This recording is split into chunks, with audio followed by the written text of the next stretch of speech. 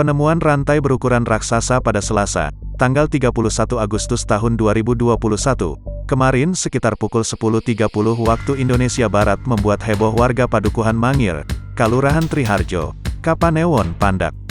Penampakan rantai itu membuat warga geleng kepala karena panjangnya 30,6 meter dan berdiameter 24 cm diangkat dari dalam sungai tepatnya di Cekdam Ngancar.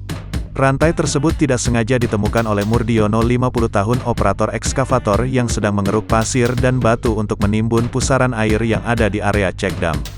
Kita cari sirtu, pasir batu, untuk menimbun pusaran air, agar ekskavator bisa menyeberang. Ternyata menyangkut sesuatu.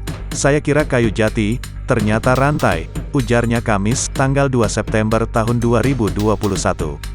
Ia mengatakan rantai tersebut tertimbun di kedalaman 2 meter tertutup pasir batu dan air sungai. Begitu ditelusuri, ternyata rantai tersebut panjang melintang membelah aliran sungai Bedok. Dengan menggunakan ekskavator ia bisa dengan mudah mengangkat rantai itu dari dalam air. Begitu berhasil diangkat ke tepi Cekdam, warga sekitar pun bergotong royong memindahkan rantai yang sangat berat itu ke tempat lain, yang tak jauh dari Cekdam.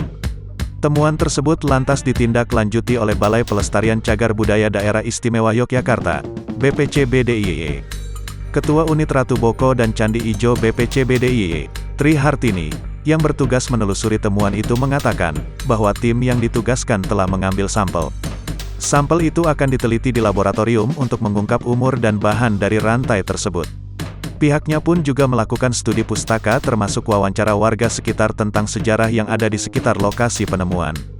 Di sisi lain juga dilakukan pengecekan ke struktur bangunan di sekitar rantai itu ditemukan. Dari sana, dugaan awal rantai tersebut dibuat dan digunakan pada masa penjajahan Belanda.